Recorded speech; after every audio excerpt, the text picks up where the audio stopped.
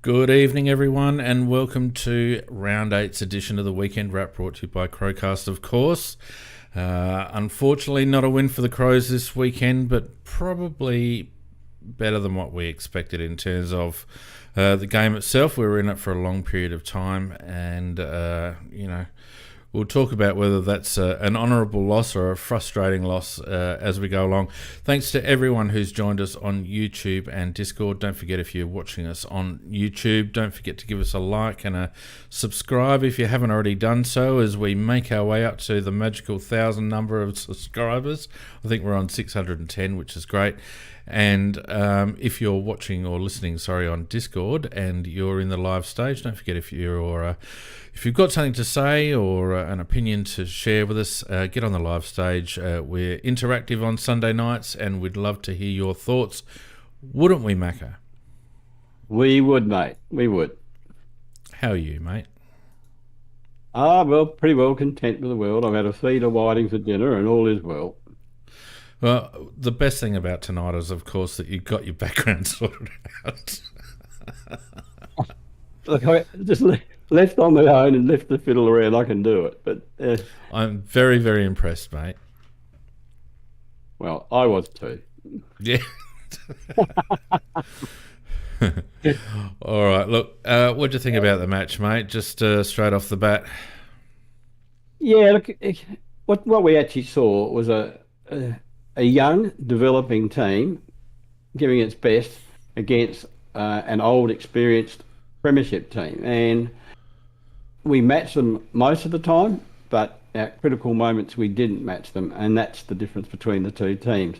I don't think we disgraced ourselves at all. I think that the fact that we got that close, and when you think about the margin, I don't think the margin is a true reflection of the game.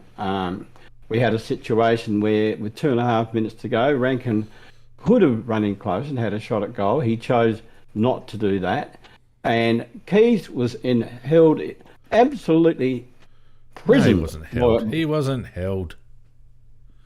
We will argue about that. The cows come home. I reckon he was. But anyhow, look, that's he pushed back into the player. He should have attacked the ball. He went to take the ball, fumbled off his hands. No, he did hit his hands. It did. You got to replay it. Did hit his hands. Yeah, I know. But then he pulled back into the tackler, and he should have. No, sorry. Shit effort by Keys. Shit effort by Keys. Well, the point I was trying to make, when we were getting away from it, is the fact that if we had got a goal with that attack, it would have been 6 points of difference with 2 and a bit minutes to play. Unfortunately, we didn't get that goal, and they got 2 late goals in those last 2 minutes, which sort of distorted the way the game was played. So, from my point of view, I wasn't happy to lose. I'm never happy to lose. But I was happy that the boys overall gave their best. Some of their best wasn't good enough in a couple of cases, but I think they gave their best. I'm going to disagree with that. I knew you would. Look, Mac, I felt like what we did was rocked up to Alphabet Stadium with the same game plan we always rock up with, and we got beaten the same way we always get beaten. And you elaborate, please. Well, we didn't find a way to spread them.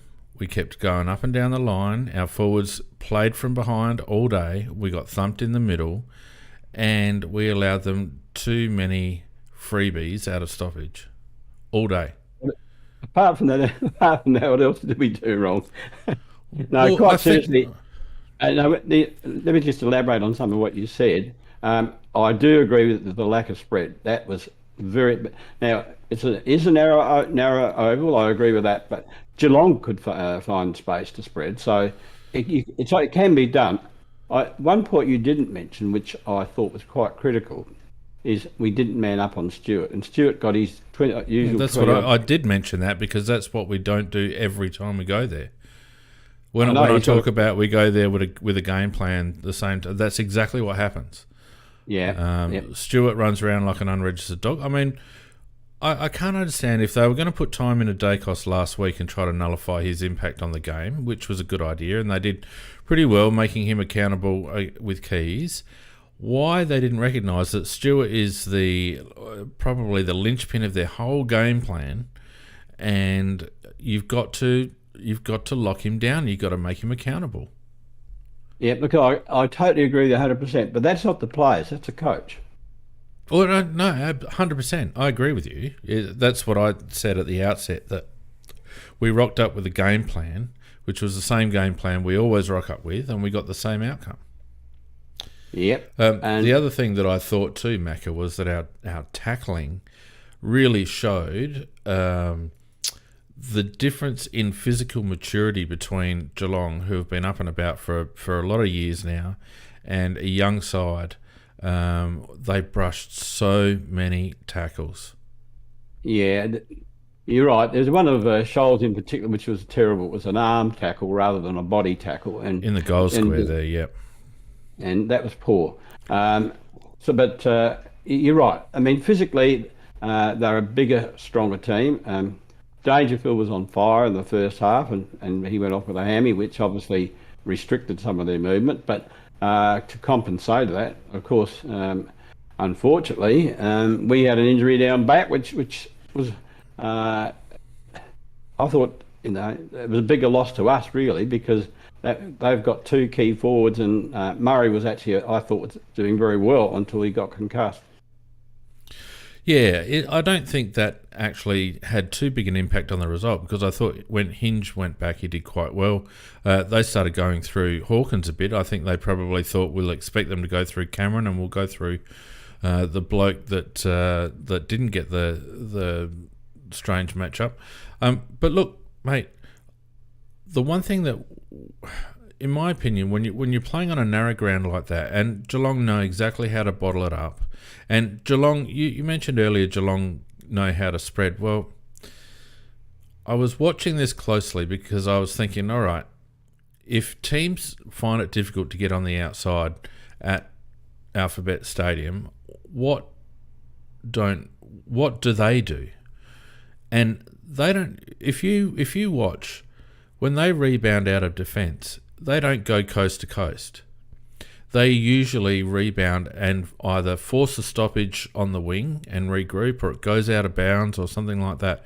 It's the next stoppage that they break from. They do not often run straight from halfback straight through to a shot at goal. They don't do that very often. Often they'll from Stewart, they'll clear their defence, they'll clear wide, and they'll reset, and then at the secondary stoppage, the next stoppage, that's where they actually set up and go forward. I watched it closely, and that's the difference.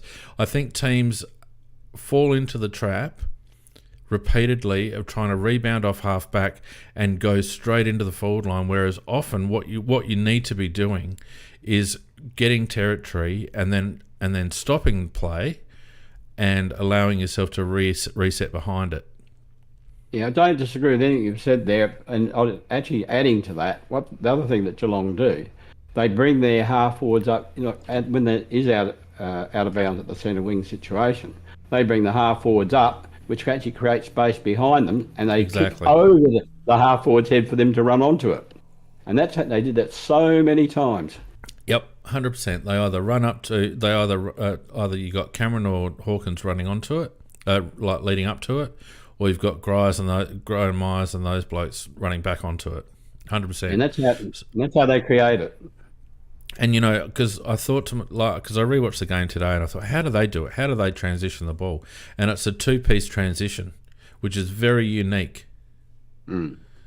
So anyway, look, we'll get onto the game in more detail as we go forward, Macca. But as we always do, much to the chagrin of some, but not all people.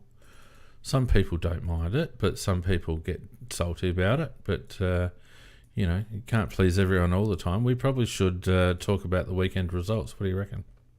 Well, there is a song, if you can't please everyone, just please yourself. So that's what I'll do, Fee. Well, I don't want to watch you please yourself, Macca, so leave that until after the show. But in the meantime, let's talk about the footy show. All right, we'll start off with the Brisbane game, and Yeah, let's do where, that. yeah, Carlton 74, Brisbane 100, Brisbane by 11 points on Friday, 26 points on Friday night, and probably a fair indication of where Carlton's at the moment. yeah. I thought one was interesting is Dunkley. What an acquisition he's proved to be. I Oh thought yeah, he was. I mean, I think for some reason, I don't know why, the Dogs always seem to underrate him, but watching him play against the Carlton, he set himself to nullify Cripps, but he didn't more than nullify Cripps. He just kept getting the bloody ball. He just yeah, kept getting yeah, it. yeah, And he had about 14 or 15 tackles on top of that. I mean, it was an outstanding game. He got 176 Dream Team points, mate. It was just yeah. I know. Yeah, and the interesting thing about it, though, is that since with his rise, Newell seems to be going downwards in the sense of Lockie Newell used to be like a Brownlow medalist, but at the moment he's just looking like a very ordinary midfielder at the moment. yeah. Well, it goes to show that in the end, it takes a team to win a game of football, Mac. Yeah. You can have stars and you can have brilliant individuals, but it takes a team. And, Brisbane showed that maybe Carlton don't connect well as a team. Cripps has carried. I know your thoughts on Cripps varies from mine, but I think he's a very good player. But I think he's carried the load in that midfield for a long period of time, and he needs others to step up. And I thought Walsh was a bit disappointing. Copped a knock, obviously, and I think that might have knocked him around a bit. But they don't get enough out of their secondary midfielders, in my opinion, Carlton. Well, Walsh does get a bit of the ball. He did get a fair bit of the ball for him, but he does nothing with it. That's what I mean. He's not. They don't get any value out of him. He's a bit of a Matt Crouch, in my opinion. Yeah, I think that's a fair comment. All right. But overall, what was good, interesting though, Brisbane won away from the home against a team that was purporting that they were pretty good, but they found out they weren't. Yeah, I think we've known that about Carlton for a couple of weeks now. I think they're just fair to middling, to be honest. Richmond struggled early, and you thought, what's going on here? But ended up comfortable 46-point winners over the Eagles, 104-58. I didn't watch the game, Matt. Did you? I did watch some of it, but I wasn't. It wasn't the greatest game to watch. It was basically all the midfielders that they've poached from elsewhere did very, very well, and got the ball forward. They had the ball in their forward line a lot more, and they scored more. But they were only playing against West Coast, and one thing which was very sad to see was Jay Cully, who is, in my opinion, was going to be a good footballer in the making. Did his knee in the first 2 minutes of the game. Yeah, so that was, not that good. was unfortunate. Not much else to say about the game. Yeah. And then we had Suns getting robbed, absolutely robbed. I don't know whether you had a chance to watch First Crack just before the podcast tonight, but David King went through half a dozen decisions that Gold Coast didn't get in their favour towards the end there. And it was actually nice to see. I'm a bit on the fence about David King. Some of his analysis is really good, but he really likes the sound of his own voice, which kind of turns you off a bit. But, he's one of the few in the media who are prepared to say bad umpiring can cost a team a game of football. And I felt that bad umpiring cost the Suns a game of football against Melbourne. Yeah, that's probably true. They certainly didn't get the run of the rub of the green. No, there's no doubt about that. It looked like, at one stage that the Demons were going to win it comfortably, but Gold Coast just kept fighting back. Anderson has developed into a first-class midfielder. He did very well, and Rowell did the tough work in the middle. And they actually did have a chance to win the game. Oh, no, not win it, to tie the game thing. When McPherson had a shot with 40 seconds to go. And kicked a point, unfortunately for them. Yeah, but there was a free beforehand to Chol that should have been paid. Yes, it was. There was. There were a couple of other. There was a deliberate out of bounds that was ridiculous. It was put out in front of Max King, and Max King couldn't chase it down because the ball did what the ball does and ran away from him. But it was definitely going in his direction. That was not a deliberate out of bounds. I mean, there was just a number of them, and I don't like. They talk about crowd bias, Macca, but what they've never spoken about is state bias, subconscious state bias. And I'm not suggesting that umpires cheat. I don't think that's the case at all. But if you've grown up in a town where football teams reside, and there's a lot of hype and a lot of media and a lot of this, that, and the other about teams in your local area, and then you go and umpire them, I would love to see some sort of analysis on whether that feeds into a subconscious bias towards that team. I think you'd find that you're right in saying it. In fact, they did publish those facts about 2 or 3 years ago, and it did support what you're saying. Yeah, so I find it frustrating because you've got a team like the Suns who are up against it. They're finding a little bit of form. They've been playing reasonably solidly over the last month or so. Come up against one of the flag contenders and do a really good job. And for all that hard work, and let's not forget, this is not backyard football. There's millions of dollars poured into the success of a club. And the fact that an umpire's call or some sort of subconscious bias can determine the fate of a club and cost them millions of dollars, we're talking. This is business. This is not just amateur sport. It might cost a coach his job. 100%. So there's a lot riding on it, and that means, in my opinion, they need to get it right. And I'm hopeful that Andrew Dillon comes in, he seems to be for the people and blah, blah, blah, blah, blah. That's all good. I hope he actually takes a little bit more of a granular look at how the game's running, because I think for the last... McLaughlin's reign has very much been about, managing COVID and the bigger picture and the bigger financial picture and all the rest of it. I think we need a CEO that drills back down that the game's in good nick. Financially, it's in good nick.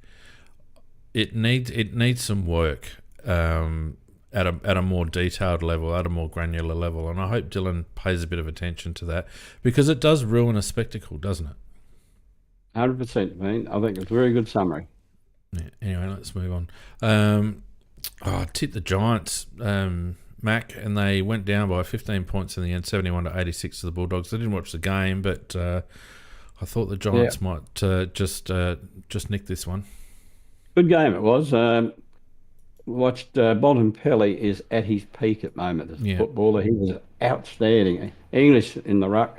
So the Giants are sort of battling against that, but to their credit, they made a bit of a run in the last quarter, and they had to do without Green as well, who dropped out early in the game, or dropped out before the game, sorry. So that was another handicap. No, look, Bulldogs aren't a great side, but they were just that little bit too good. Yeah, and as GP in the chat points out, I did mess up. I didn't realise Green was out until after the game had started, and I couldn't change my tip. I'll tell you, the other I didn't have a very good Saturday night, Macca, because the other tip that I made, and it was just one of those gut feeling tips, but I tipped Hawthorn to beat Fremantle. Yeah, Fremantle up by 69 points in the end, 117-48. Hawthorn never in it. What a disgrace. Yeah, the 2 Saturday night games, I had a situation where I'm flicking between 2 games and also watching a guy who wanted to be a tampon become a king.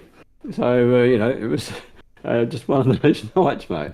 Yeah, as Rabbit points out, I do need to see a gut doctor, because my gut instincts were way off. But I did bounce back on Sunday. Port getting up over Essendon 92-87. Entertaining game. Essendon had their chances, I think. Port, Travis Boak was really clutch for them in this game, Mac. I thought he played really well at key moments, and they just got over the line. Yeah, look, Essendon, they won the first 8 clearances from centre, and it looked like they were going to swamp them, but it was really... I'm trying to think who it was, but it was Butts. Not Butts. What's his name? What are you talking about? Oh, Butters. Sorry, Butters. Yeah. Yeah, no, Butters. Yeah, Butters and Rosie really got them going, and I think once they And Horn Francis actually started to show that he will be a very good player. There's some very good stuff from him during the game, Fiend. And when you consider no games he's played, I think I've underestimated him. He's going to be very good. Well, there's one person on this podcast that was very keen to get him to the club. Oh no, I think we all were. But having said that, no, their midfield got on top, and then Essendon, they actually they had actually had a chance to actually again to tie the game. Yeah, and their ruckman, what's his name, the big fella. Not Draper, the other one, blonde haired guy, Williams. No, not Williams. Anyway, go on. I know what you're talking about. The only guy who can rival Riley O'Brien to be the most unco footballer in the game. He had a set shot for goal and didn't make it. They got rushed through for a point. And so hang on. That's unfair. Did you see what his record was from 47 metres out in that position? He'd never missed. He was 2 from 2. He was 2 from 2 from that position. He was kicking against the breeze, and it didn't make the distance. Like Phillips, that's the guy's name. That's the guy, yeah. I wasn't criticising his kicking. It was I'll say he's the most unco bloke that I've seen since O'Brien. Seriously, he's got a rival. Yeah, speaking of O'Brien really quickly, and we're not getting into the game, but when O'Brien had that kick at the siren, I thought to myself, imagine if this was for the game. And he kicked it. No. Anyway, Collingwood, a strong win over Sydney. Sydney fought hard, I guess, but Collingwood too much class in the end. Also, Sydney were actually in front at halftime. I don't know how you pronounce it. Gilden. He was Gilden. Phenomenal game. Absolutely a phenomenal game. He's a star of the future. He was phenomenal. And they were actually in front at halftime, and I thought they're going well. At 3/4 time, though, when it was really close, I thought to myself, Collingwood will do the same thing because Sydney had made the error of trying to go defensive. They like we did.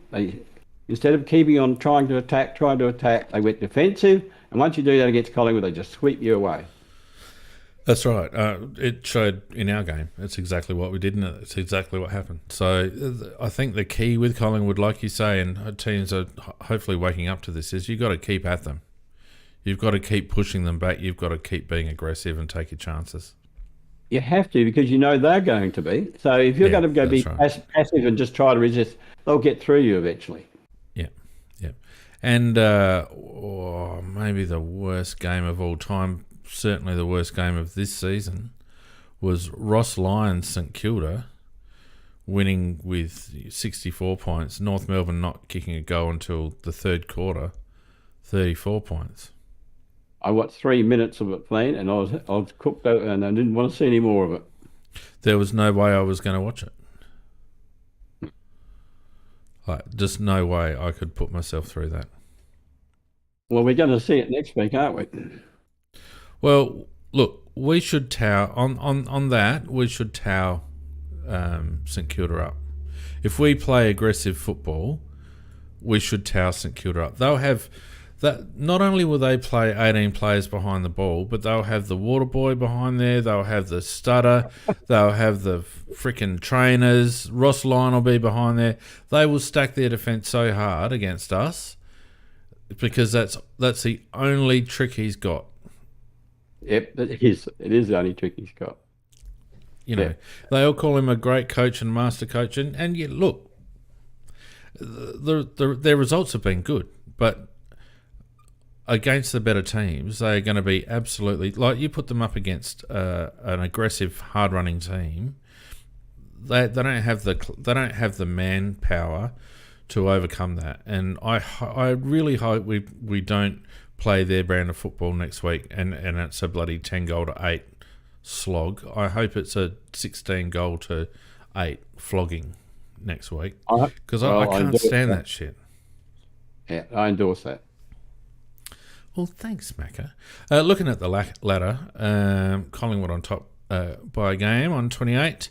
Melbourne, St Kilda, Brisbane and Port on 24. Port going all right, but only 103 percentage. Maybe gives you a better indication of their season. Geelong sneaking up on 20 points along with Western Bulldogs. Carlton in the 8, courtesy of their draw on 18 points. Essendon and Adelaide just out of the 8 on 16. And then Sydney, Freo, GWS, Gold Coast, Richmond, North, West Coast and Hawthorn. There you have it. Well, thanks everyone for joining us. Oh no, we got another game. All right. So look, is the ladder sorting itself out now, Mac? Are we down to maybe? I'm going to say 12 teams, 13 teams, maybe that could make it.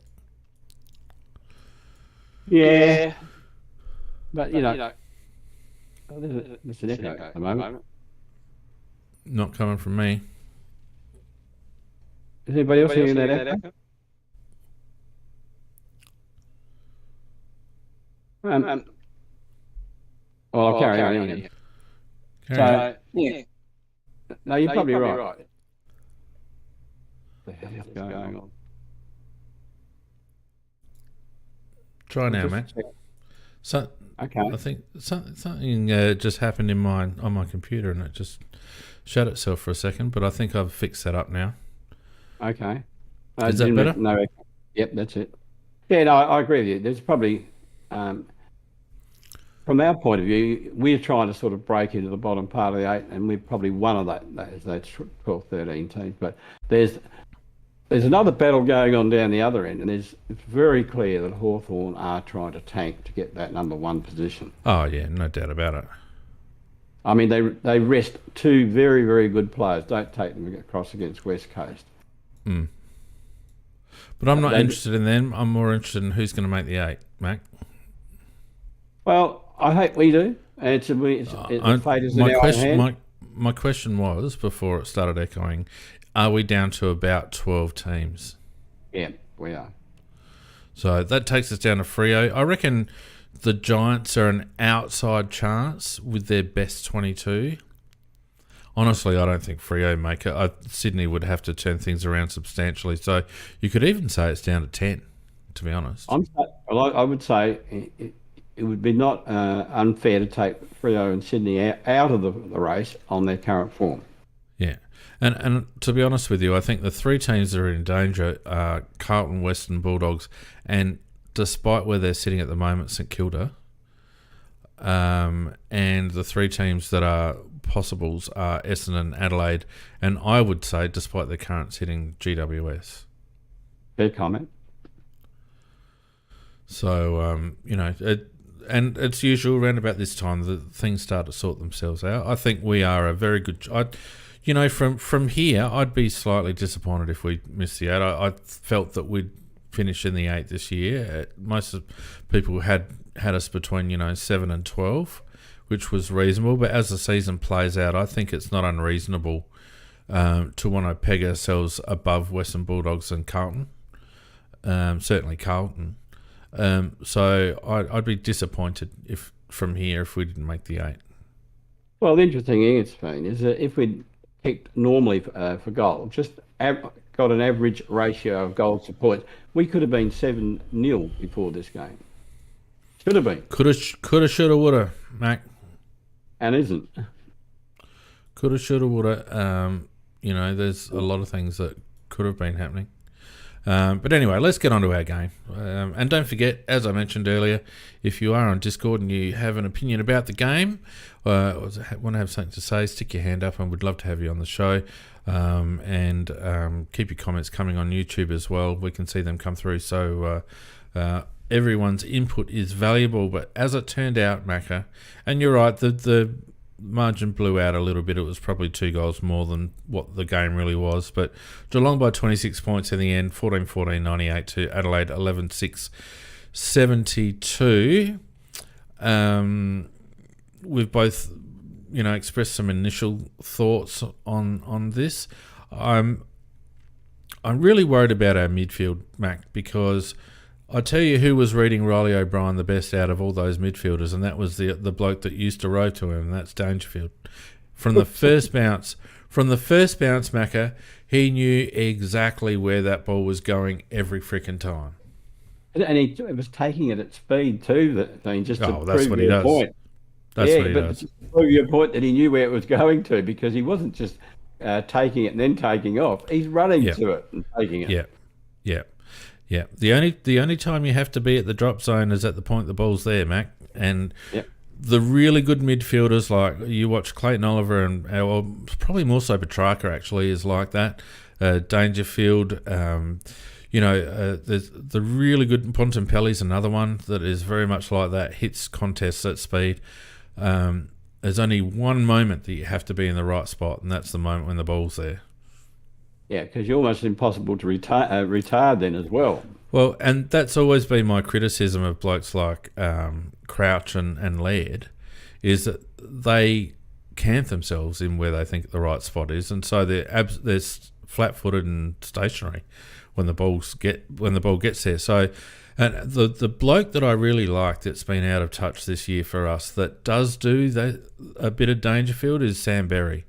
When Sam Berry's in good form, he actually does run through congestion and he does hit the drop zone with a bit of pace. He doesn't just camp himself. And I can't wait for Sam to get back into form, because I really think he adds a strong, hard, pack-breaking element to our midfield that we currently don't have.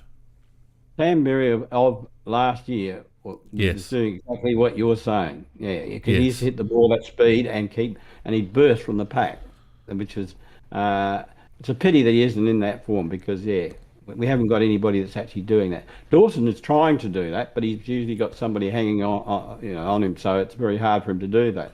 But Laird, etc., is usually he's usually scruffing away at the bottom of the pack, and the others aren't getting it. Munja in the chat makes a very good point, and I agree. I've got high hopes for Luke Pedler in taking on a bit of that role. He is a bullocking, buffeting, hard-edged player who I think can impact stoppage like that. And I think, give him another 12 months under Burgess and to get that tank right, and I think we'll see that kind of a midfielder. And I think eventually we'll see a midfield of, Berry, Pedler, Dawson, a bit of a Shelley, bit of Rankin, that sort of stuff. But for right now, unfortunately, as much as Laird accumulates the ball, as much as Matty Crouch, when he came on, got his hands on the pill a lot, didn't do a thing with him. That's the difference between those kinds of players. Yeah, no argument about that at all. I think, going back to Pedler, I think he's going to be a star in the making. I mean, he's got every attribute thing, and I think people forget how many games would he have played. Would he have played 12 yet? I don't think he's over 15. Out there in the chat, they probably know, but he played, I think, 3 in his first year. He wouldn't have played very many games at all. Once this guy's got 50 games under his belt, he is going to be a monster. Oh yeah. And it's not a pissing contest, but I've been a fan of his from right from the get-go, just because I just love the combination of pace and strength and a little bit of mongrel about him, Macca. And we haven't had a bloke in our team with that mongrel for quite some time. No, I like him. He's good. And it's not a dirty player or anything like that. It's just that he will not give up. He keeps his feet, which I love. He doesn't go to ground. He doesn't sweat off the ball or anything like that. He's just hard at it, and he's got a nice leg. High hopes for him going forward. I can see why they were keen to bring him on, even though he was underdone, because those attributes are really starting to come out now in bursts. Yeah, look, he's had a lot of injuries as a young lad as well. It was just a matter of, and it's really good that we did get the a fitness coach that we did, because he's been perfect for Pedler, because Pedler's now starting to string games together. Yeah. All right, let's have a look at some of the team stats, because it was relatively even in many respects, but there were some interesting ones. Disposals basically even, 335, 333. Kicks 203 to 189. Handballs 132 to 144. Mac, I mentioned earlier about Geelong's approach of having a two-speed or a two-pronged transition, a two-phase transition, I guess. One thing we needed to do, in my opinion, was hit up far more short targets. We needed to be far more patient in our transition. I just felt like there was this urgent need to get the ball forward at all costs, and often it resulted in the ball just dropping into Radagalia's hands or Tom Stewart's hands. I just felt like we weren't smart enough and we weren't patient enough about how we moved the ball forward. Totally agree. And we haven't been guilty of this so much in recent weeks, but we were this particular week. And maybe it's the ground slightly narrower, but it doesn't excuse the fact that they were bunching as tightly as they were. It was maybe 6 or 7 players, 8 players, to where we were kicking the ball every time, and that the majority of the time, and that's very difficult for the forwards. And rather, you really need space, and they kick to the space, and they can lead to it. It's very evident in modern football that the only way that you can there are 2 ways that you can transition the ball. You can go fast on the rebound and try and break through a team zone, or if you don't do that, or you haven't got the opportunity to do that, the only other way that you're going to get any sort of spread is if you move the opponents laterally. You've got to move their zone laterally, and it might mean that you have to switch the ball back and forth 2 or 3 times. Go back, cut into the middle, go back out. You've got to be patient enough and confident enough with ball in hand that you continue to try and move that zone side to side until you find a gap. And especially on a ground like Geelong's, which is so narrow, it's like a frickin' road. Like, you cannot just dump kick the ball down the line, because it'll just come back at you. Yeah, I mean, players like Fogg, he never really got a fair crack at it all night. Walker got it a couple of times, but he also stuffed up a lot of times as well. But there was too much kicking for hope, really. Well, and you can do that if you've got a set of tools that are actually making contests. But like, our forwards were playing from behind. Fogarty and Tex were playing from behind continually. They were trying to outbody bigger opponents continually. They just weren't presenting. They weren't hitting up. And I felt like our forwards were very lazy on the weekend. Our tall forwards, Mac, were very lazy on the weekend. There should have been far more of that rubber banding stuff where, you lead up and then circle back, and you lead up and circle back. There was, like, if you think about how many times you saw a secondary lead by a tall, that there was never any. They'd make one lead and then they'd just sit there. Yeah, it's very disappointing, because it's exactly what you said it was. I thought they let themselves down and let the team down. I really do, and I think they need to kick up the arse, because at times they've looked like a league leading forward line, but just because that's what it looks like on paper, you've still got to make it happen. And I just felt like Tex and Fogg, and not so much Thilthorpe, because he had a bit of a job on blitz after, poor bugger, but certainly Tex and Fogg, they did not work hard enough, and they did not recognise, like Tex needed to recognise that the thing that was going to get reduce Radagalia's effectiveness in that rebounding for Geelong was to getting chasing Tex leading up the ground. Yeah, 100%. Even to the extent where Tex was dummy leading, just to get Radagalia. We had to actually get Radagalia and Stewart out of the equation. Well, you're 100% right. And even if one of them was just used as a decoy all the time, or alternatively to taking turns at doing it, but but both staying back and both trying to jostle with their opposition rather than, as you say, one leading up to break that pack up and get it more into a one-on-one situation. We played it very poorly in the forward line. Yeah, and Rabbit makes a good point. When Walker's out of form, he starts doing that little play from behind, sort of try to nudge him under the ball shit, it frustrates the hell out of me. That and going up one-handed are the two key signs that Tex isn't playing with any sort of confidence whatsoever.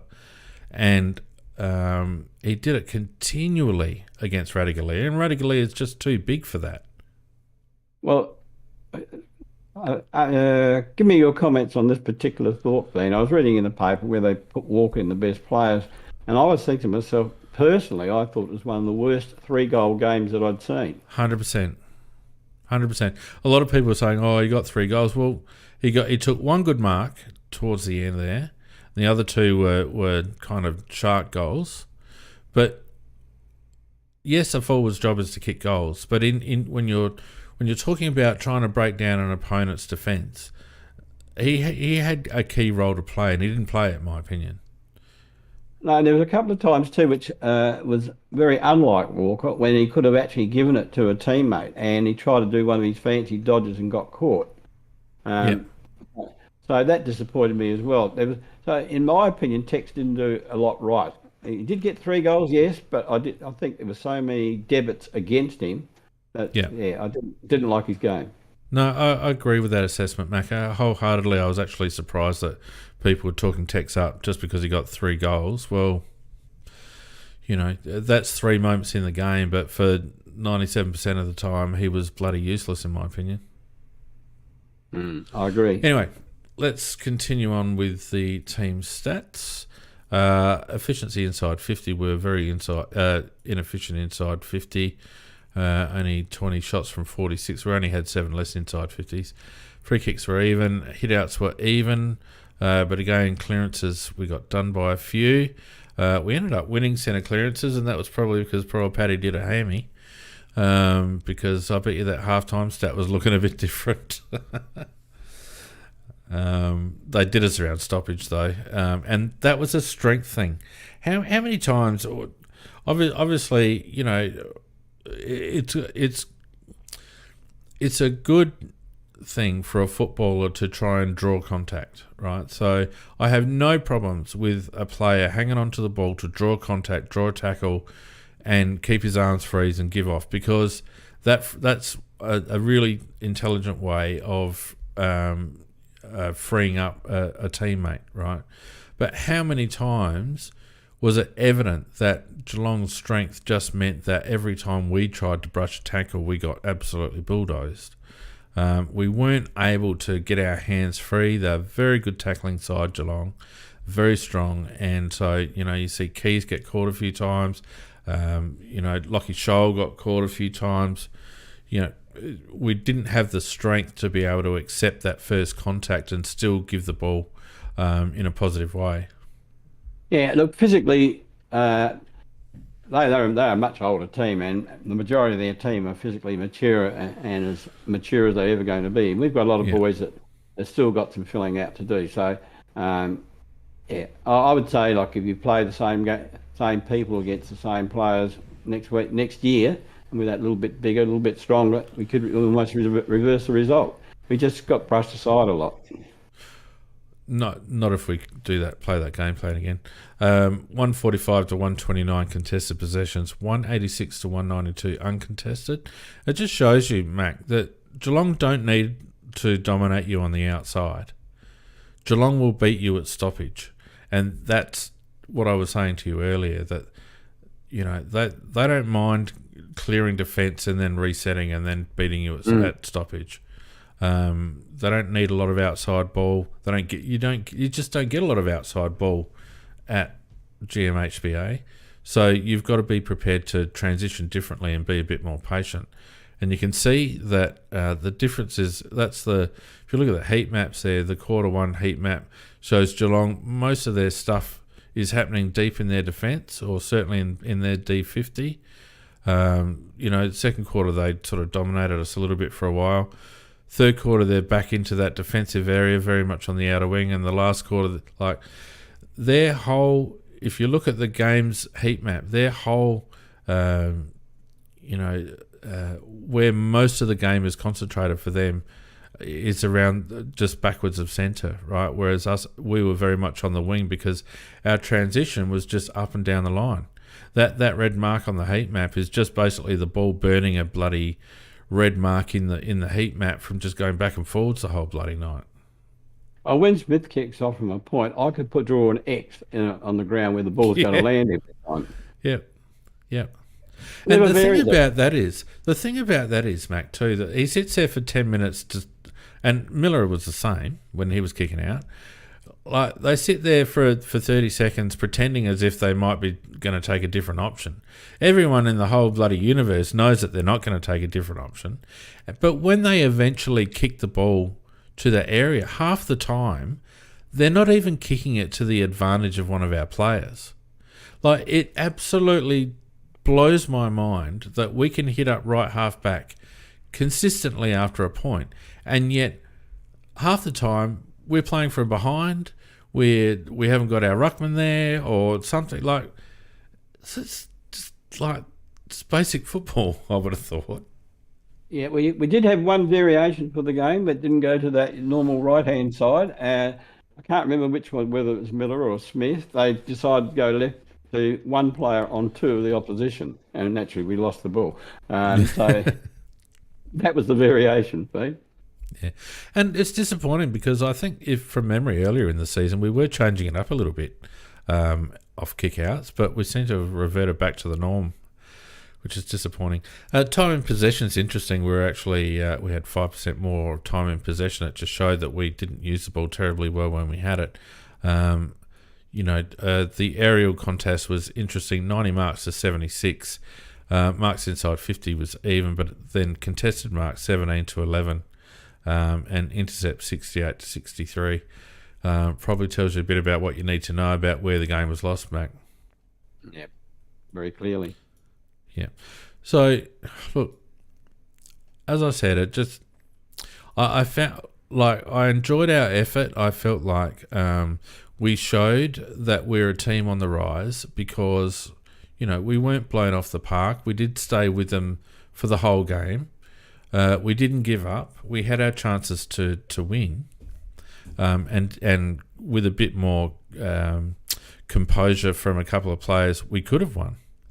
So, from that perspective, there are clear signs that we've improved. What I don't see is improvement from the coach's box. Well, no argument from me there. I mean, they do keep producing the same type of game plan, which it's not going to be a premiership type game plan, and we've criticised it many times, and they still produce it. And I think Nicks can be a bit pig-headed like that. Well, I would defy anyone to show me a tape of a team beating Geelong down at Cardinia Park playing the game plan that we played, kicking the ball to half forward and hoping that we'd take a mark. Oh, and not manning up on Stewart. Yeah. So, we've got professional coaches that watch hours of tape, and you would hope that they would have watched over the course of the last 20 years the amount of tape that must have been watched about how to play at Geelong, and yet we rock up there every time and we play there every friggin' year, and we rock up there every year and play the same way, and it's almost not worth watching. And, sometimes we'll have a gallant defeat and sometimes we'll get blown out and all the rest of it's generally based on personnel. But I would rather us go to GMHBA with a completely different game plan and get blown out of the water by 20 goals than sit and watch that ridiculous excuse for a game plan for 4 quarters knowing exactly how it's going to turn out. Yeah, you do know. It's like watching a film knowing the ending. Yeah. 100%. And it feels like a film that I've watched 20 times now. And so I find that really frustrating. And they say, you bring in young coaches and they're innovative and all the rest. Well, there was absolutely no innovation in the way that we played Geelong. There was no innovation We didn't give. There was no intent to play any other way. So I would have loved to have been able to ask Matthew Nix and the coaching staff, in what way did you think you were going to win? What was the goal that you felt was going to give us ascendancy over Geelong playing that way? It's a very interesting question that you raised, because I don't know what answer he could possibly give, given the way that we did play. Well, the only thing that I feel like he could say in response to that is that the players didn't implement the game plan, and I can only see that he would blame the players for not implementing whatever game plan was supposed to be being implemented, because otherwise it's on him. Well, it's always back on him. It has to be back on him. And he's in charge of the players. Yeah, 100%. So, that disappoints me. It doesn't disappoint me. It frustrates me, because these blokes get paid a lot of money.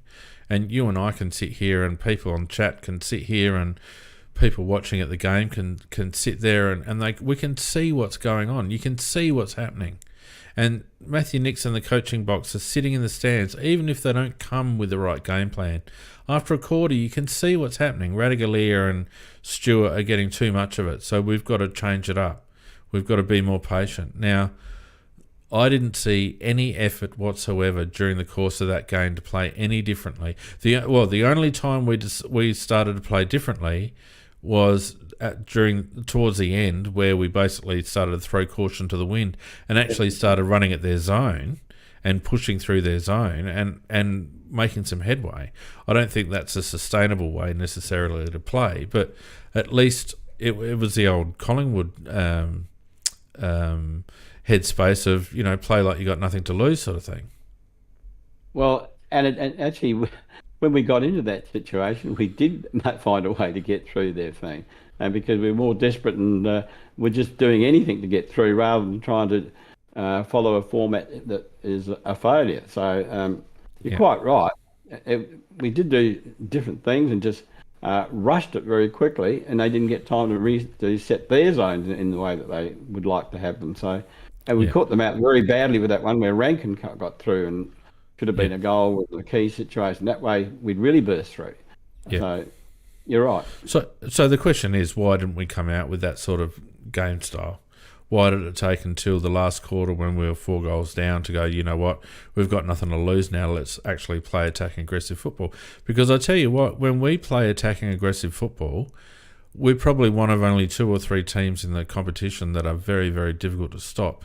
Geelong are probably the form team, along with maybe Collingwood at the moment in the comp, and they found it difficult to stop us. And the only way Collingwood stopped us was when we actually stopped being aggressive. Totally agree. The players and the coaches need to sit down and look at that and go, look, the most success we've had this season is when we play fast, aggressive football.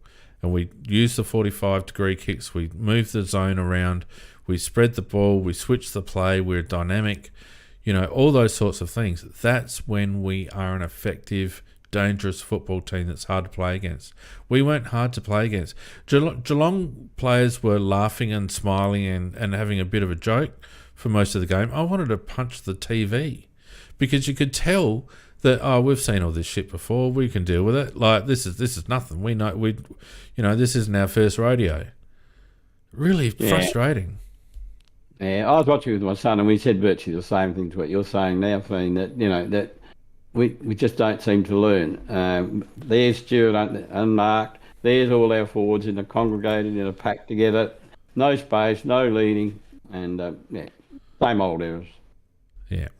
All right, look, let's go through some individuals, because I thought there were some interesting takes on a couple of players that I'd be interested in your opinion on. Geordie Dawson.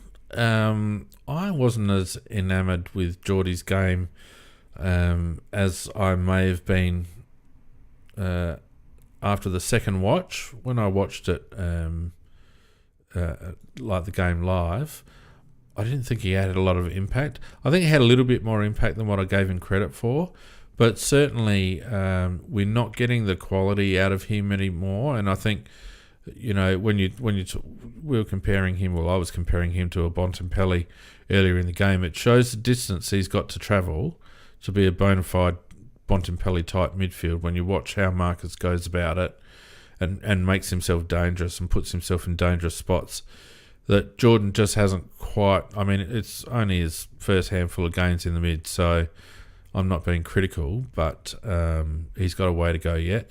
But even so, 29 touches, Mac, 18 kicks, 11 handballs, took 5 marks, 6 tackles. Didn't hit the scoreboard. You can see that he did most of his work through the middle of the ground, so I was glad that we resisted the temptation to put him back. 10 contested possessions, 18 uncontested. Turned the ball over 7 times, which shows the difficulty he was having with disposal. He was on Dangerfield in that first half, and Danger really led him to the ball, I thought. Only 1 goal assist and 5 score involvements again, Mac. And where's his inside 50 stat? It's here somewhere. Here we are. 6 inside 50s, but again, I don't feel like they're effective, are they, Mac?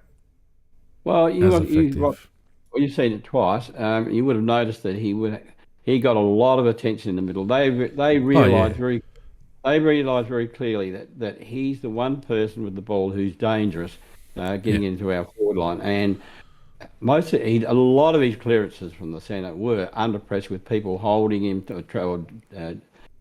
trying to drag him down, etc. So you're right, he wasn't as efficient as he normally is. I give him 100% credit for effort, because he still gave all the same effort that he always gives.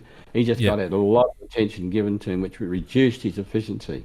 Yeah, and I will liken it to the situation that Cripps is in at Carlton and has been. That, when you've only got one really dynamic player running through the midfield, you know where all the attention's going to go.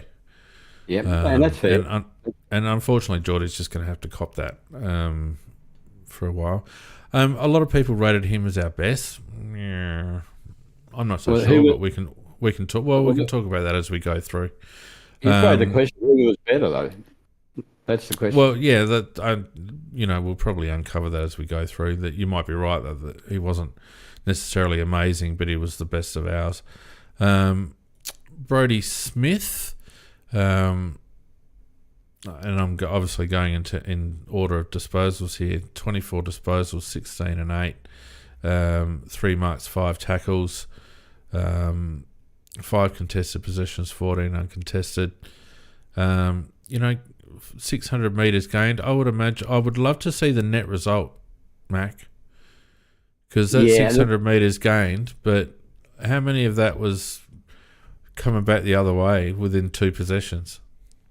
That's the interesting fact, isn't it? Because I thought Brodie played very well at getting the ball, and there's no doubt about that. But we do know that he loves the dump kick, and when the dump kick is not very efficient. Well, I also wonder, it's occurred to me, I wonder whether those metre gain numbers actually include kickouts. It does. It does include kickouts. So there's 50 metres of kickout. Yeah. Yeah. Because he kicks it to right half back all the time. So if he took 6 or 7 kickouts, then there's 350 metres already. So that reduces that number. So it makes it look less impressive, doesn't it? 8 rebound 50s. So there you go, 7 kick-ins. So that's, call it 300 metres. I don't know. To me, what we're not getting from Brodie anymore is that dash through halfback. Brodie Smith of old, he'd get the ball, he'd dodge a player, he'd run 15 metres, and then he'd kick it long. So at least you got a bit of value out of his possession because of just the distance covered. What we're getting now is, in general play at least, we're getting a kick off a stationary Brodie Smith, often kicking around his body. We're not getting any attack from Brodie, if that makes sense. The one thing I will give him credit for his desire to get the ball, and I thought that was good, that he made very good effort to get the ball, Yeah, and yeah. so it's just he's not the complete package because of his disposal. Well, yeah, that's true. But like I said, I feel like he's lost the ability, and it's obviously age and coming back from an ACL. I guess he's lost a yard, but we're not getting like I would say that if there was a stat, and I'm sure there's a stat for distance carrying the ball, not just meters gained, but actually distance carrying the ball, then pre-ACL, Smithers would have been right up there amongst the competition leaders. A bit like, look at a guy like Isaac Smith, for example, who will run with the ball before he kicks it long. That's what we used to get from Brodie Smith. What we're not getting now is Brodie Smith running with the ball. So we're losing that zone breaking capacity that he had. It's a very good point you raised there, because that extra 15 or 20 metres that you get, maybe 30 metres with a bounce, can get the ball inside 50 rather than short between the 50 and the centre of the ground, where a rebound puts you straight back into trouble. Yeah. Well, it can turn the zone around, Mac. If you've got a bloke that runs through that can get through the front part of a zone and kick over the zone, you're turning the defenders around then, and that's when you've got them at a disadvantage. And we used to get a bit of that from Smithers, and unfortunately, for factors, obviously, we're not getting that so much, and we don't really. I think that's what we were getting from Dawson off halfback. Yep. As a consequence of having Geordie in the midfield, which I'm totally up for, we're calling for that all season. But what we haven't been able to replace him. Unfortunately, Miller hasn't been able to provide that dodge and weave and run that carrying the ball. Smithers can't do it. We don't really have another bloke at the moment who seems to be able to carry the ball off halfback. Hinge Correct. does it a bit. Yeah, Hinge does it a bit. Yeah, but he was forced into a negative role. Once Murray went off. Yeah. And the only thing I'll say about Mitch is that, and I'm a big fan of Mitch Hinge, the only thing that I'll say about Mitch is he's very left-sided. So he's it's quite easily predictable where Mitch is going to go. He's always going to end up on his left side. Once teams work him out, which they obviously have, they can force him onto his left side and get him to kick the ball wide instead of cutting through. And often when he does cut through, he gets a bit of the muddy matness and tries to take on one too many. Yeah, agreed. Chase Jones is one that could provide that sort of run off halfback. I've liked his work off the wing, Mac. But Chase, I feel, could be the sort of bloke that could break a line with ball in hand. But he needs a little bit more composure, and his spatial awareness is a little bit of a problem, I guess. Look, he is a person who could do it. I think the greatest problem with Jones is Jones, in the sense of self-belief. And that's what he's obviously been struggling with all this time. And he's starting to build a little bit of self-belief up. He was pretty quiet there for a period there and in the game, and then he started bursting into the game again on the weekend. If the guy could be psyched into thinking, I'm a really good player, he could certainly do the job. I think we've seen him overcome that, Macca. What I think we're seeing, and I think Jones has been playing well for a month. I think we're seeing his ability, but I also think we're seeing his limitations. And as Vardy pointed out in the chat, he's tunnel visioned, just the same way Marty Matner used to be, right? And what Marty Matner's got a lot to thank Paul Roos for, because Paul Roos recognised that and gave Matner very clear roles to play. Matner's game was not complicated, but they got the maximum out of him to their benefit at Sydney, whereas we wanted him to be the complete footballer, and of course he wasn't that, and it didn't work out for him here. I think there's a bit of that about Chase, that he just needs clear, simple instructions, and not have situations where he needs to think too much. As soon as he needs to think too much, he's a deer in the headlights. And that's probably the only concern that I've got about him running off half-back, because he's got to be a bit of a decision maker off half-back, and I reckon he might turn into a turnover merchant in that regard. Prefer him on the wing, I do. Yeah, I do too. I do. Now, Rankin got 21 touches, which I was a little bit surprised about. I don't think he got that much of the ball, but 11 kicks, 10 handballs, 6 marks, 2 tackles, kicked 2-1. Should have kicked 3-1, for God's sakes. I don't know, what do you reckon, Mac? Did he run out of steam running into goal, or did he think he was going to make the distance? I can't answer that because in the end,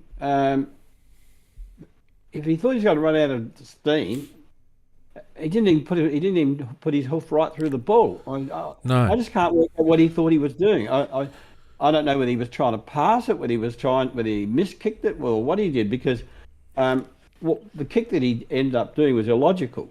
It was illogical. It should have been a shot at goal. Probably would have been the right one. It had to be. But he could have bounced the ball. I think what actually happened is he didn't want to bounce the ball again for fear of losing it. Yeah, and then probably got slightly off balance because his kick was very ordinary. Yeah. He bounced it 3 times, Andalus, you're right. But I think once he burnt Duncan off, and he had the goals in front of him, I think what went through his head is, I don't want to bounce it again and it not come back to me because of the damp ground or whatever. That's what it looked like to me. The only other thing it could have been is he was cooked. But, God, he could have run in another 20 metres and just popped that through. A real shame. But look, he didn't have a bad game. 8 contested possessions, 13 uncontested. Only turned it over 4 times.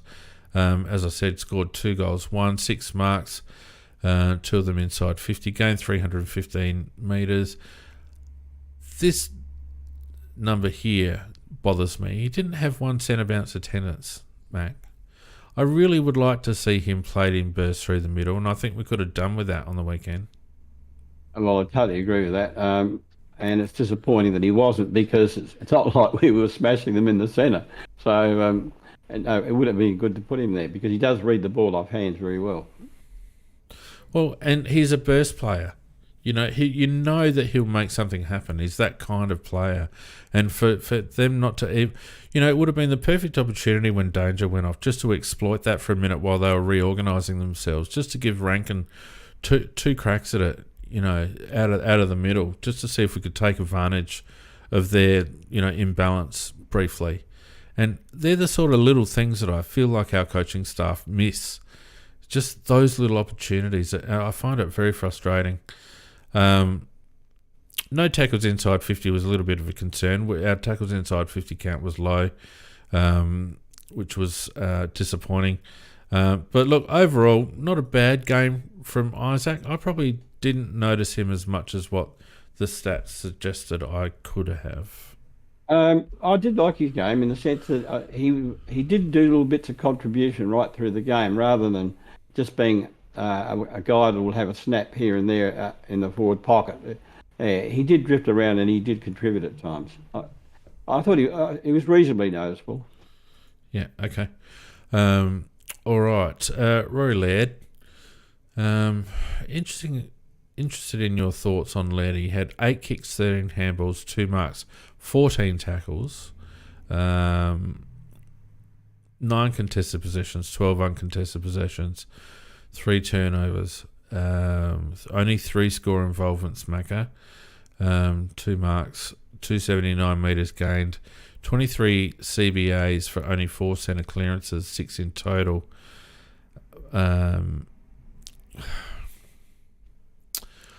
I thought Lairdy was reactive. I actually thought their young lad, and I forget his name, the bloke that the younger lad in there now. What's his name? Was it Atkins? Yeah, Atkins. Yeah, I felt like Atkins actually was far more damaging for Geelong than what Lairdy was for us. Well, Laird was very dubious with his calf, and I thought his game reflected that. I don't think he was as demonic as he normally is at getting the ball.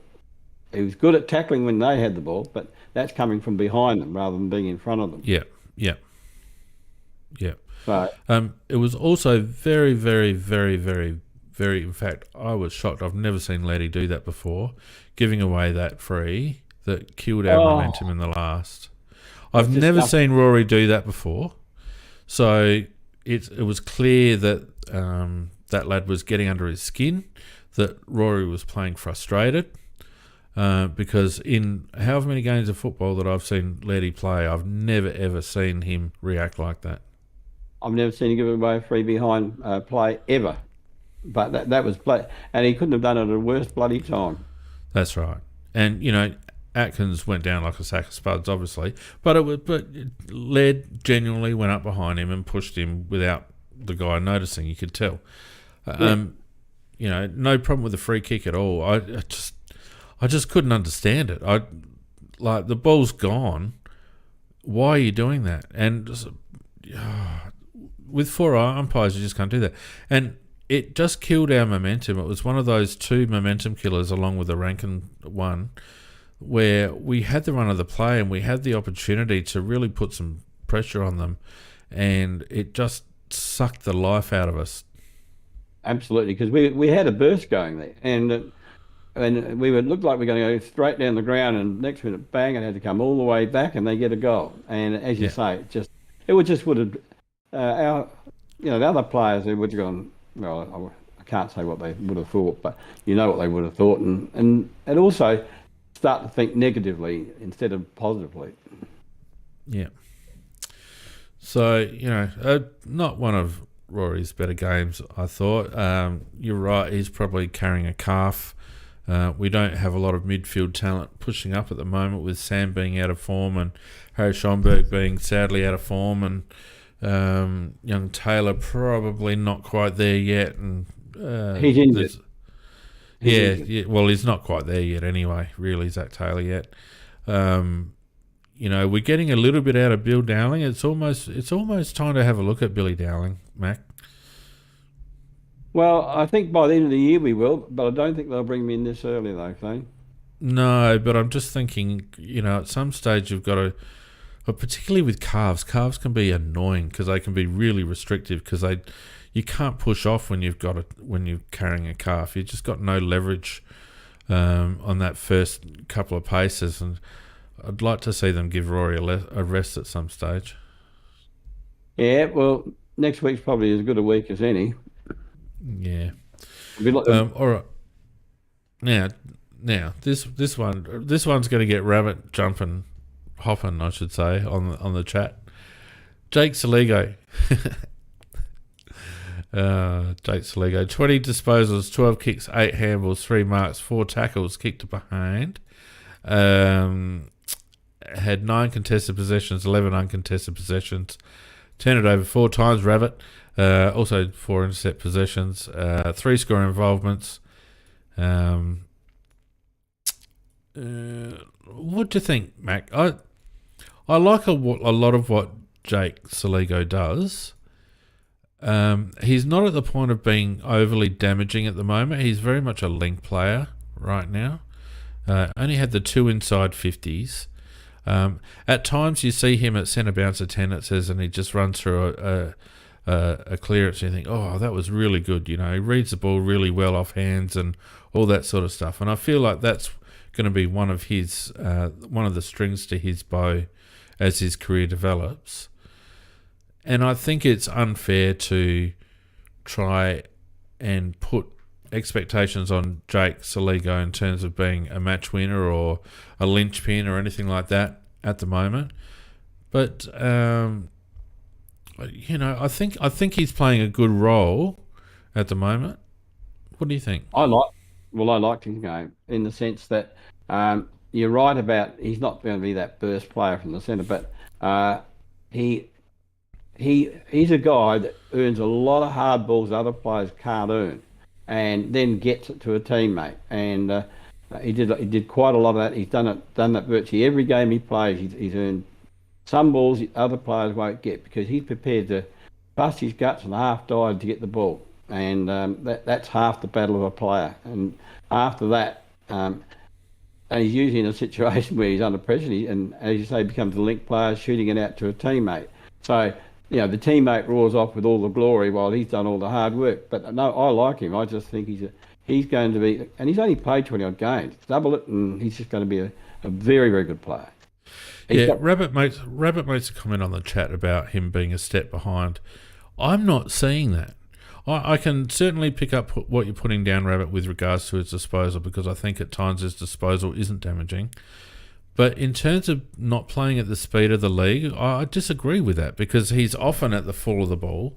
He's often leading his opponent through congestion.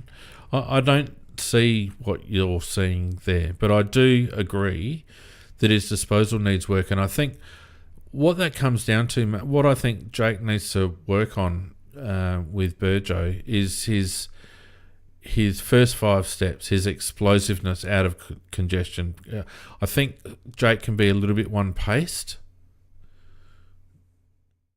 Yeah, I think his pace is good enough. I think it's at AFL level. I'm not saying he's a burst player, but no, I think it's okay. I think in order for him to get, like, you'll see him go through congestion quite often, but he will get caught. Not caught as in taken down, but he'll be scragged. And I think that does impact on his disposal. I think whether it's a little bit more strength through the cord, which is just, a couple of pre-seasons, or whether it's just a little bit more burst speed, he needs something to allow him just to get a little bit of separation, in my opinion. And that'll come. That will come as he gets more experience and he gets a little bit stronger and a little bit more fitter.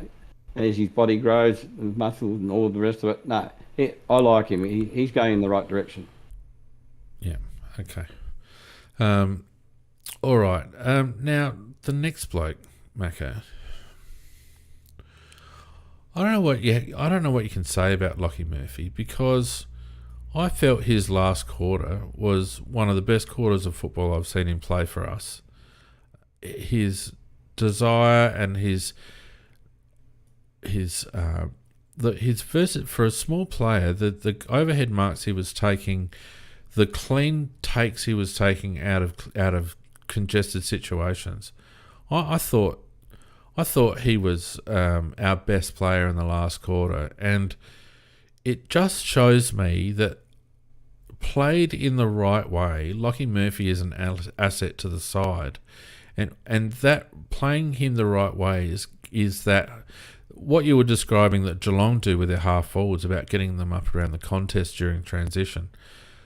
That's where Lachie Murphy shines, in my opinion, when he's around stoppage clearances in those high half forward wing type situations.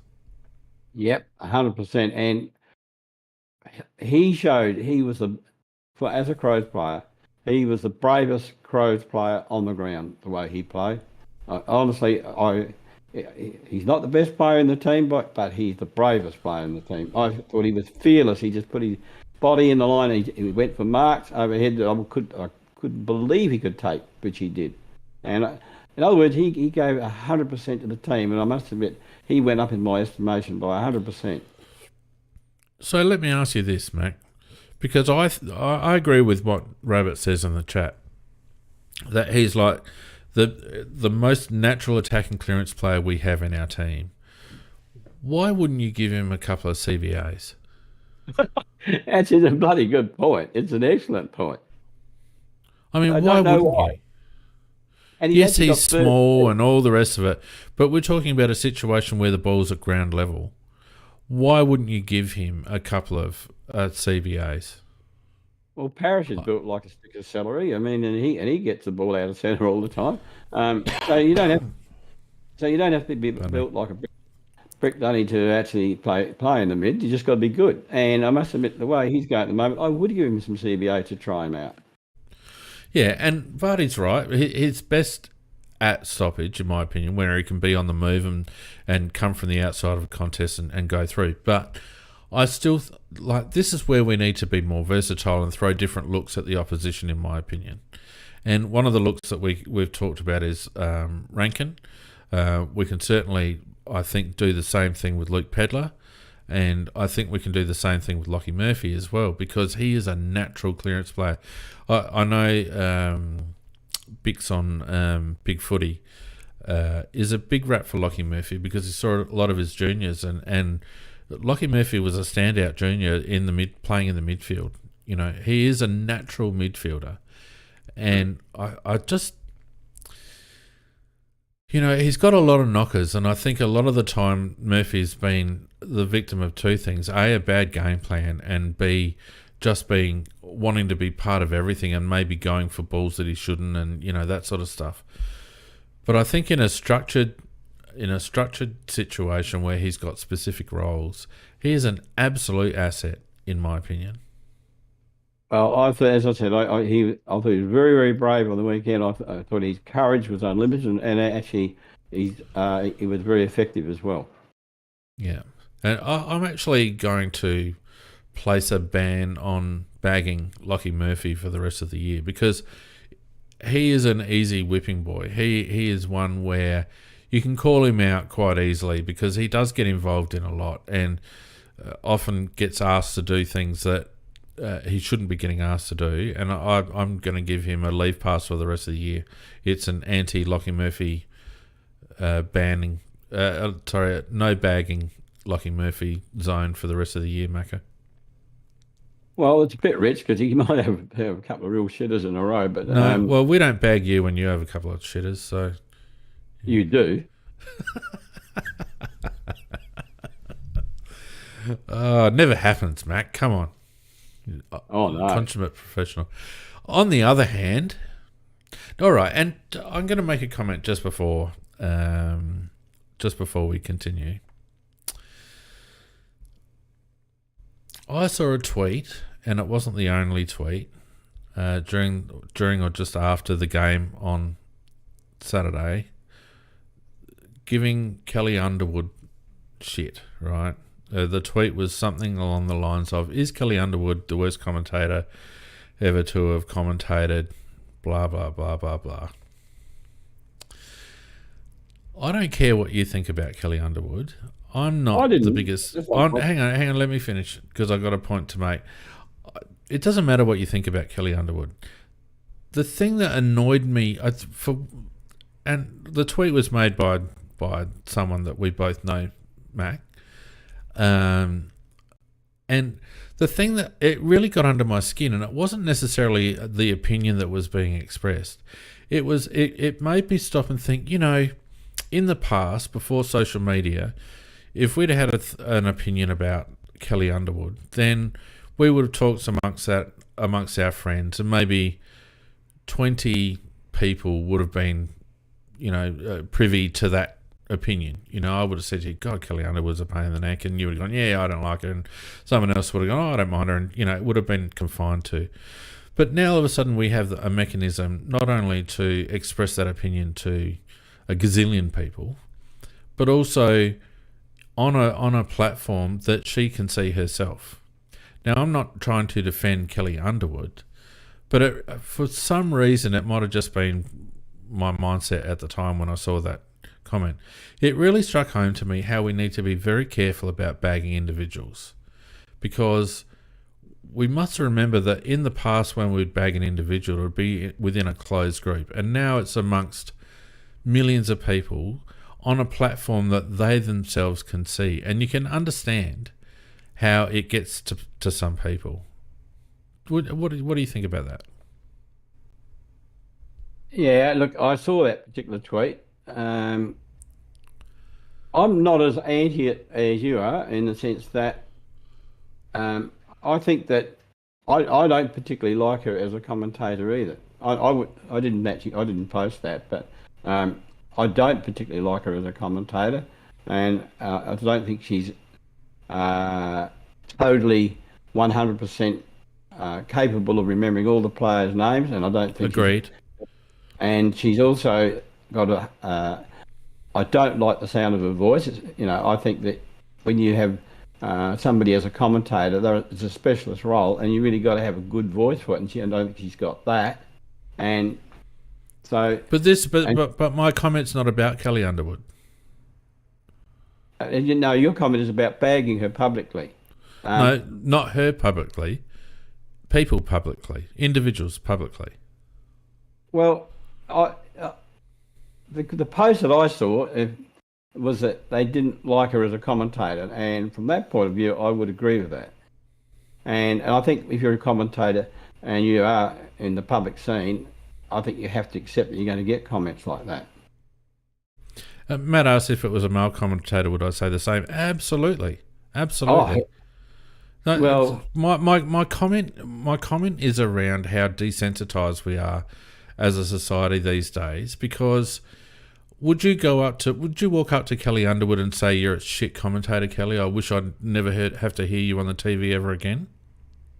well, I wouldn't do that to anybody. No, Exactly, but you would on Twitter. I didn't do it. I just agreed with it. Well, it's the same thing. You're piling on. Well, if you want to call it that, but by the same token, if you adopt the policy that you're talking about, we will never say anything about anything. It's not about saying anything about anything, but it's about the platform that we're saying it on. You wouldn't. To me, I wish people would adopt a view that if you're not willing to go up to someone and say it to their face, you shouldn't say it on social media. That's what I think. If that's the case, Twitter wouldn't have a post on it. Well, yes, it would. Yes, it would. It's a change of mindset. I've become very conscious over the last 12 months. I'm quite sensitive to the shit that Jason Horne-Francis has copped. I'm quite sensitive to a lot of individuals who, like, we're talking about people who have committed suicide because of the pylons that they've been subject to on social media. And, you get to a point where people have got to be accountable for that. You and I are part of the Twitter community, Mac, and, we've got to be accountable for that collectively. And I feel like there should be a golden rule, and people should have enough moral fibre to think, all right, well, if I wouldn't say this to this person's face, I shouldn't say it at all. Or at least I shouldn't say it on a public forum. Well, there are, if you go through the chat on here on Discord, there are comments made about us, both you and I, that aren't at times aren't complimentary, and if they want to say that, so be it. It doesn't worry me in the sense that. But the chat isn't a public forum, Macca. It's a confined forum of, we've got 330 members on Discord, and we generally have, 70 to 100 people watching us on YouTube. We generally have, 25 to 30 people in our live audience, and maybe another 40 or 50 in our live chat. But it's a confined space. It's not Twitter, which is or Facebook or Instagram or anything like that, where it's open to everybody. Yeah, look, I agree. It's a totally different forum, but look, I understand why you're saying what you're saying, and you're probably right. But by the same token, I still am of the opinion that it's my personal opinion that once you put yourself in the public eye, whether it's good or bad, whether it should be or shouldn't be, it's going to happen.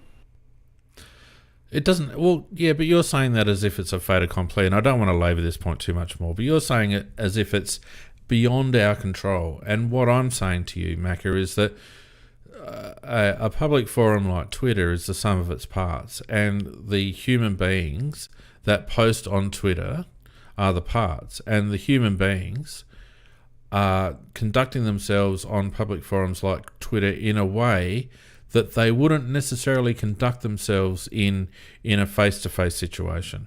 And I feel like you can still be critical of someone. Look, I'm not the biggest fan of Kelly Underwood. She gets a lot of players wrong. Her voice is not pleasing to my ear, and I find her delivery a bit monotone. But that's different. Me saying those three things is different to me saying Kelly Underwood sucks, she's fucking hopeless, she should never be on TV. Like, that's very aggressive. No, whereas saying something that is fact-based and constructive, she might go and look at the tape and go, you know what, I could give a bit more inflection to my voice. I'll work on that. Do you understand what I mean?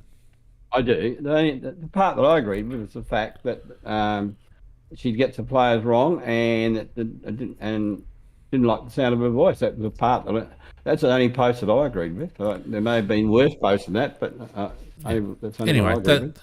I don't want to labour the point, but the reason I say this is because this next player sucks. No, just player, just kidding. Wayne Miller, I think needs to go back to the twos and work out what sort of player he wants to be. To be honest with you, he got a little bit more of the ball than he has in previous weeks, but I didn't think he actually added anything to us being dangerous to play against. Had 18 disposals, 8 and 10, 5 marks, 1 tackle, 6 contested possessions, 10 uncontested, 7 intercept possessions, 2 score involvements. When we're talking about run and carry off halfback, Wayne Miller is one of the blokes that we need to get run and carry off halfback from. We got 194 metres from him, and that included 2 kick-ins, Macca. So probably 100 metres we got from Wayne Miller. Wayne needs to work out what he's doing, what his role is, and how he can best play that role. Because at the moment, you and I could go and sit at halfback and play his role at the moment. Well, he's got tons of skill. That's the one thing he has got, and he's got tons of pace. But we're not getting any much benefit out of it in the sense that you would think that if once Miller had got hold of the ball, he should be really creative, very damaging, or he should take off and gain ground. But you're right. I just don't think he goes for little hand passes to somebody else or a little dinky pass. I just don't think. Well, he is capable of playing better than that. And but while it was perhaps a close pass on the weekend for his game, he should be doing a lot more than that. Yeah. So I felt like we were let down by Miller. I felt like we were let down by Darcy Fogarty. Had a absolutely nothing game. Only 9 disposals, 6 and 3 4 marks. He tried in patches, but he was the further away from goal he got, the more effective he was, and what we needed him to be is a bit more effective in scoring positions. And unfortunately, Kolajasny, he blanketed him. Unfortunately, yeah, he did. Yeah, he was done like a dinner. Young Josh Shelley, I thought, also had a very poor game. 8 and 7. Absolutely destroyed my dream team. Let me give you something interesting though. Luke Pedler and Joshua Shelley had the same amount of disposals, and yet we're talking up Luke Pedler and we're talking down Joshua Shelley, and that just goes to show you that stats can be misleading in a very big way. Well, Pedler was very dynamic with his possessions. And I'm a great Rochelle fan, but I have to call it, he played a shitter, an absolute shitter. He just looked like even the possessions he got, it almost looked like he got them by accident because he just wasn't reading the play well. He wasn't in the right positions. It's the worst game he's played with the club's colours on. I actually felt like Josh looked a little bit intimidated, to be perfectly honest with you. Could be, because he just wasn't in the right place all the time. And I was thinking to myself, you are better than this, but he wasn't. Yeah, he just looked a little bit, a little bit spooked. Lockie Scholl undid probably a month of decent work with a very insipid game. Again, another one who I felt was physically intimidated by Geelong. Obviously that tackle in the goal square where he just needed to front on that guy and he didn't. There was a couple of other times where he was indecisive, got caught with the ball, didn't provide us a lot of run off halfback or off the wing. And it's a shame because Lockie's had a good month, in my opinion, and earned his spot, but he let himself down. And I guess there's 2 parts to that, Mac. First of all is we're a young side developing, but at the same token, we have seen before mature Crows sides that get intimidated in big moments, and I really don't want to develop a side that gets to the pointy end of their development cycle and is able to be intimidated by other teams. And there's just something about Lockie that makes me worry about that. Yeah, Vardy Magic says right off Cardinia Park performance, and to some degree, I think we do have to do that because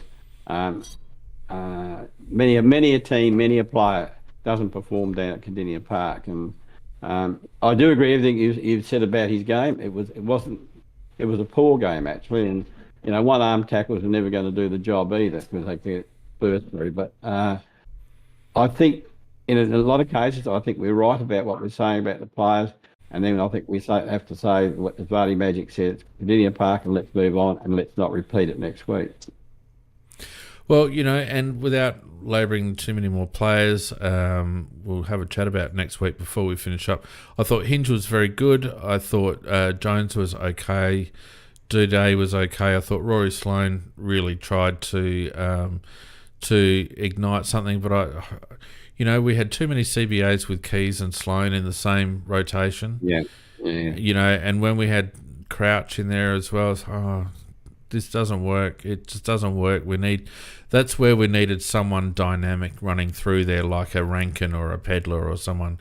Not Keys, not with Sloaney. It's not going to work. There was another player that had a very, very poor game, and that was Thilthorpe. Yeah, well, Riley had an interesting game because he was running with Blitzarves Macca, and Blitzarves isn't, like they call him the unicorn, and you can see why. He's an absolute freak. He's an absolute freak. Like Stephen Wells, like he gets talked up as a recruiting guru and all the rest of it. For him to spot Mark Blitzarves out of a steeplechaser or a long distance runner or something, and to pluck him out and turn him into an AFL footballer. Absolute masterstroke. The guy is insanely built. He's an absolute brick shithouse. He's got shoulders as wide as my house. So I'm prepared to give Riley Thilthorpe a bit of an out here because he was absolutely cooked by the end of that game, and Riley's got a pretty good tank himself. But he got outrun, he got outmuscled, he got outplayed. He got monstered. I'm just gonna. That's a learning call for Riley. There's not many players that can actually run with Blitzarves and be effective. Just one question about Geelong. Have you noticed that they have a different style of jumper to every other team in the competition? That around their arms, the armpit is cut away quite severely, even around the back. And I think, normally the others just have a cut thing around the armpit, but theirs is cut into the back a bit, and there's a real big. It's more like a singlet, isn't it? I think it's exactly, and I think that's designed to make it harder to grab their Guernsey. Would that be right? Well, I mean, I would have put it down to the fact that of their manufacturer is not a traditional sportswear manufacturer, Cotton On. So I would have put it down to that. Cotton On also, I think, make a lot of the AFLW Guernseys. But it's a good point that you raised, Mac. I'd never really thought about it this way. I just put it down to the manufacturer, but there might be something in what you're saying. You have a look at next time Geelong are playing, and it's totally different. Yeah, I will. It's an interesting point you raise. We should call in the stewards. There should be some standard dimensions. Just to round off, we'll finish up with the players here, but just to round off, Macca, what would you have done with Tom Stewart? Personally, I would have hard tagged Tom Stewart with Tom Duday. That's what I would have done. That would have sort of upset the balance in the back line. I would have actually used Keys on him. The Keys isn't tall enough. Keys isn't tall enough. Tom Stewart's 190 something.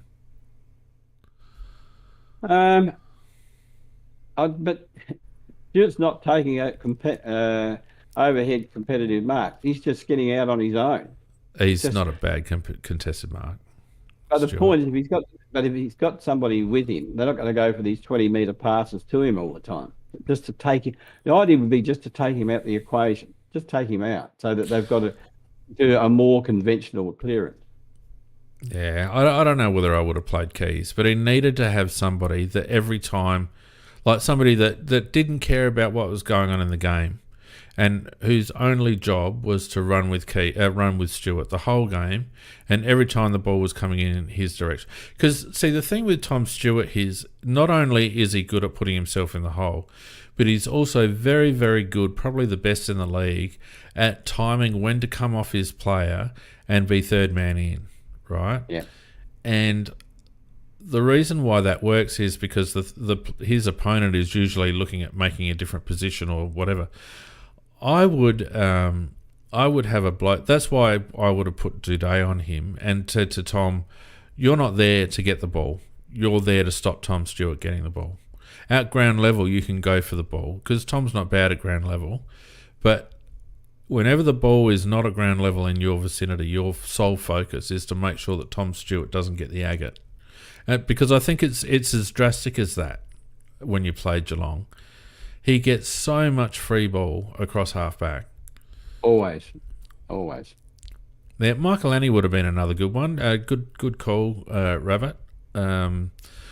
Keys, I think, would probably be a little bit small and maybe not classy enough not to give away a few arm chop frees and all that sort of stuff, Mac. The only worry I've got about moving Duday or Michael Annie is the fact that upsets the balance of the defence. But look, maybe it's worthy of a try. But if you cut Stewart out the game, that you actually have a much greater chance of scoring. That's exactly right. Well, at least keeping the ball in your area, so you can have a secondary stoppage or something like that. The problem is that you're running forward, the ball gets to Stewart, and all of a sudden he's kicking it back over your head. And the other thing about Stewart, he gets it on his own, and therefore his disposal's perfect nearly every time. Yeah. All right. Well, we got St Kilda next week at home. By the way, I'm supposed to take someone from work, so if anyone's got any tickets I'd like to fling my way for next week's game, that'd be great. But in the meantime, I think we need to really bounce back hard against St Kilda. St Kilda at home is a game we need to get our season back on track after a couple of tough losses. I think we really need to focus on getting a big margin on St Kilda. This is a must-win game, though. I mean, if we're going to we've been lauded so far up until Geelong, and we've even got away with still some credit given to us as a rapidly improving side that is going somewhere. Not necessarily this year, but going somewhere. We have to beat St Kilda next week. They, as you say, are perhaps the most vulnerable type for us to beat because they don't go madly attacking. They'll be madly defending. But the thing is say if we can win the centre clearances and get it down there quickly, and that's very important too because Marshall's a very good ruckman. So it's a matter of who we put in the middle and how we set up. But if we can keep the ball, if you make quick entries, you've got a chance. If you get it in there slowly, that suits them down the ground, and they'll just ride it away and then eventually clear it. Yeah.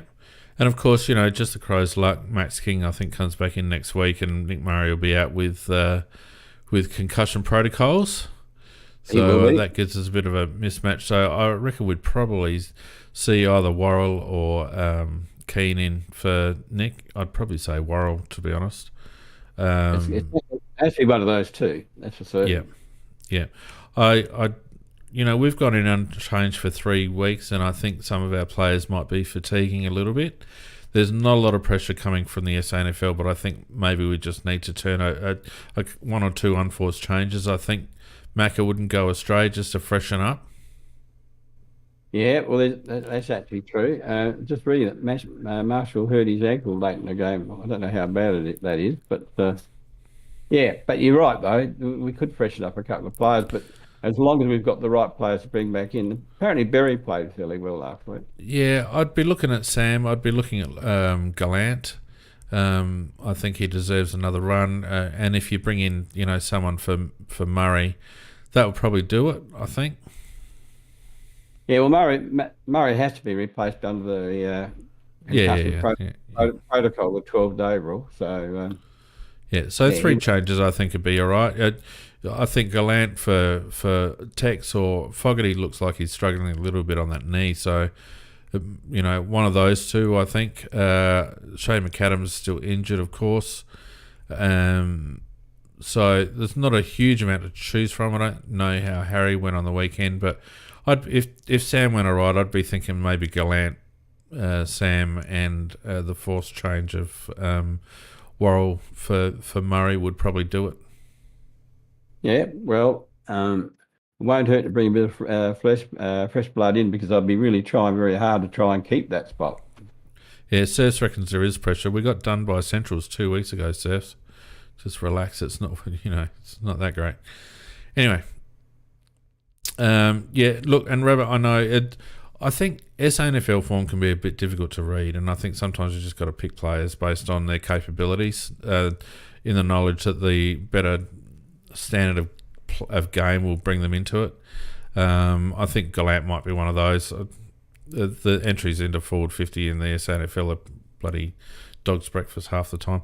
Parnell for Miller is another good call. I think that's a good idea as well. I think Wayne, as I said, really needs to start working out what sort of a footballer he is. Anyway, you reckon we're going to get up, Mac? Yeah, I think we'll get up. It won't be by big margins. It won't be a high-scoring game. I reckon be lucky if the winning side kicks 10 goals for the game. So I think we'll get up by about 13 points. Yeah, I'm hopeful that we can actually cut through their defence. But it's a Sunday afternoon game, isn't it? I think. Not sure. Sunday 12:40. So it's not a night game. Dry weather, we might actually be able to run through them a bit. But if it's a bit damp, then it will be a bit of a slog. I'm comfortable that we win. I'm probably going to go 4 or 5 goals, I think. Oh, that's a bit cool. Yeah, I don't rate St Kilda. I just don't. I think they're winning ugly, and I just like at the end of the day, to be able to win a flag this year, you're going to have to kick a score. I think you're not gonna keep Collingwood and Brisbane and Geelong to 8 goals to win a flag. I don't think. No, 100%. Yeah, 100% right. That's why Saints won't win a flag.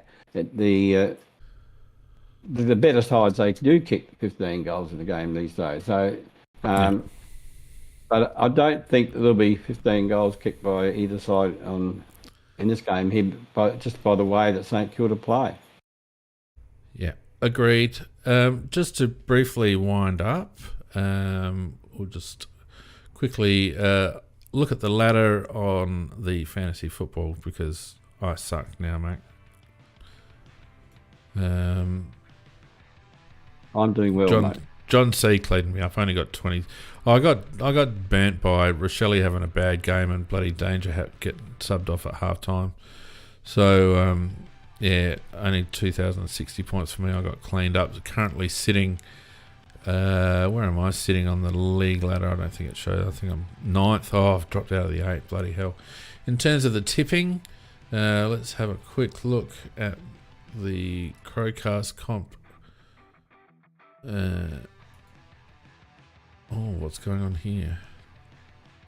Crotato and also Josh and Billy are on 53. They've cleared out a little bit over Paul C on 50. We've got John on 49, Glenn on 48, along with Martin and Mark and Bradley and John A and Peter W and Stu and Jason. Nicky H on 46. Rob V on 43. As I said, I threw up a couple of Hail Marys, Mac, and they didn't come off. Yeah, that's the way it goes, mate. Vardy Magic rated the fact no callers tonight. Are we going to have any callers? No, well, it's a bit late now. We're already 1 hour, 50 minutes in, mate, so they had the chance. Never mind. So, Vardy Magic, we'd make an exception if Vardy Magic said he'd come on. No, not even for Vardy Magic. I'm going to bed. I've got to get up for the Grand Prix at 4:30. All right, mate. Look, thanks everyone on YouTube who's joined us tonight. Another really good turnout on YouTube, so we really appreciate your viewership there. Don't forget, if you're watching and you want to give us a subscribe, go ahead and do so. We're slowly creeping up towards our goal, Macca. Thanks to everyone who's joined us on Discord tonight. Don't forget, you can join us on Discord for Crows Chat every day of the week, day and night, and also Game Day Chat, which is always a good laugh. Game Day Chat. It's not quite as willing as the old Big Footy Game Day Chat, thank God. And obviously also the live show chats on Sunday night. So get around the Discord community. As I said, what are we up to now? We're up to 330 members on Discord, which is fantastic. So great to have everyone's support there. Macca, have a very good week. Yep, I will do that, mate. You too. Yep, and we will... Sorry? And all the listeners too. Yeah, absolutely. All right, thanks everyone for joining us. We will see you next Sunday night for another weekend wrap. Good night, everyone. Yeah, good night all.